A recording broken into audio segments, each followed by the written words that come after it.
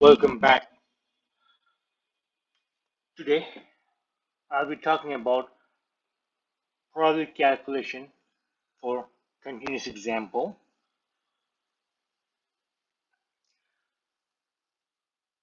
So, to do that, we'll take the example what we already did last time. That was throwing a dart in a square target. This square target is of unit size. It has a unit length on all the sides, so it's a unit square. And when you throw the dart, we will make assumption that the dart will always fall within this unit square. That's our assumption. So the first step here is to define a sample space. The sample space here is the dart. The the, the sample space here is the unit square itself. That's our sample space. Next step is to choose a probability law. We can choose whatever probability law we want to. There is nothing that forces us to choose one probability law over another. But for our own sake and for simplicity's sake, we'll choose uniform probability law. And when we choose uniform probability law, what we are basically saying is that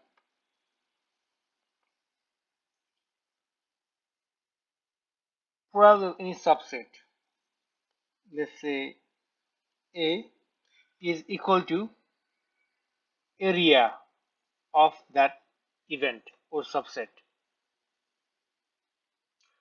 That's what means when choosing uniform probability law.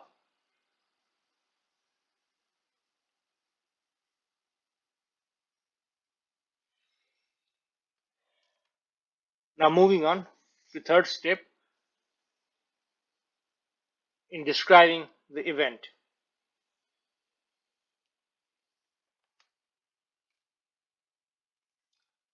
We need to identify what event we are interested in. Talking about events, we are interested in calculating the probability when when x plus y is greater, smaller or equal to 1/2. This is the event we are interested in. As always the case, it is always good to depict the event diagrammatically or figuratively, picture-wise, in a sample space. It is always helpful to do that. X plus y is less or equal to half. X plus y, that means x when y is 0,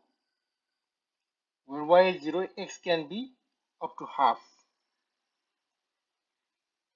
When x is 0, y can be up to half. Right? Isn't this what it means?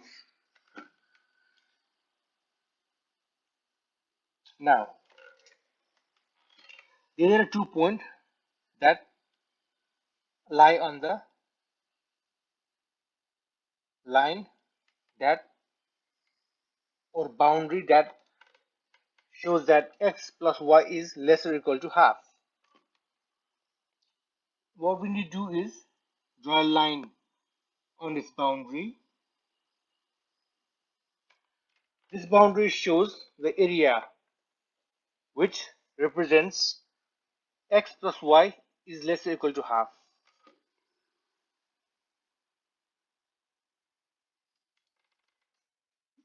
This is what it means. This is the area.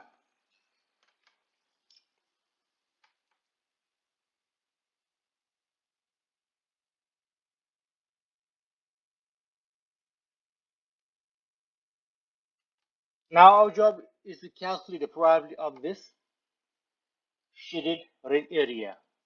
How do we do that?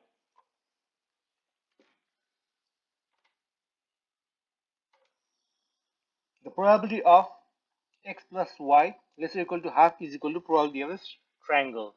What is the area of triangle? Is equal to area of triangle. And what is the area of triangle? Area of triangle is equal to 1 plus half base into height. And what is the base of this triangle? Half. What is the height of this triangle? Half. And 1 by 8. 1 by 8 is the area of this triangle, which is equal to probability of this equation or inequality, we should say.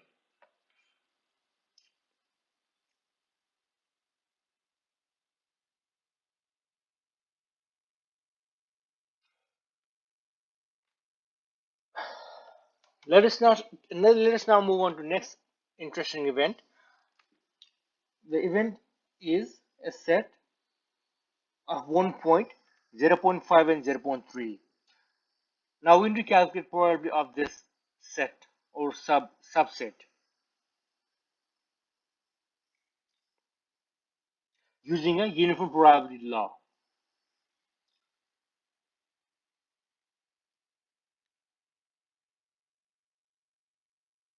And we are giving assurance that the dart will fall exactly on this subset, on this single point, which is 0.5, 0.3. What is the probability of this event? We know by geometrically that area of a point is always zero. Area of point is always zero. To calculate this, we need to find the area of a point.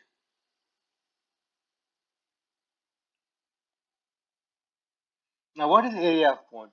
Area of point is always zero. Therefore, the probability of this event is always zero.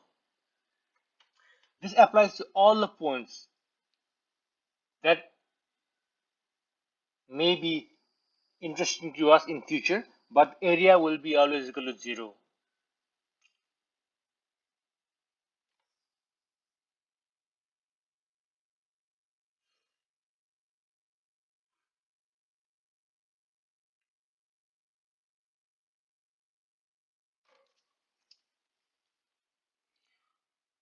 Now, moving to the next slide.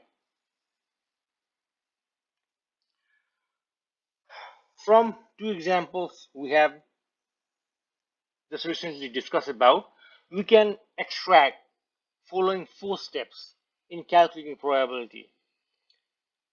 First is to read the problem statement. Then, by reading the problem statement, we have to draw out the sample space, or we have to interpret the sample space from the from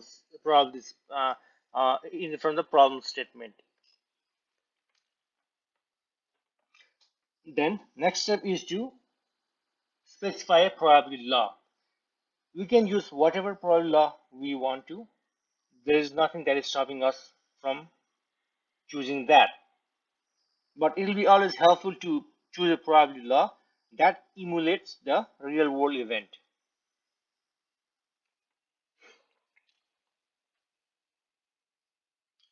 And third step is to identify event of interest. Sometimes event of interest is given in a loose manner, and it's our job to code that into in mathematical expression.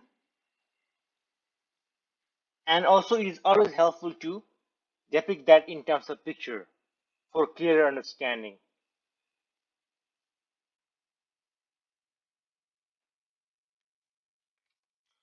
One thing to note is that probability law can also be given in a problem statement itself. Sometimes it is clearly given, and sometimes it is only given for certain cases or certain subset of the data, and then we have to use that information to calculate the probability of event of interest. And then at not least, the last step, we have to calculate the probability itself. This step may be easy or complicated, but always by following these 4 steps, you will always get a single correct answer by doing it systematically. Now let's quickly summarize what we just talked about. We discussed about probability calculation for a continuous example using a uniform probability law, and then from by showing few examples, we draw out few steps which are systematic and procedural to calculate probability calculation steps. They are specify the sample space, specify a probability law, identify event of interest, and then finally calculate the probability itself. Thank you so much.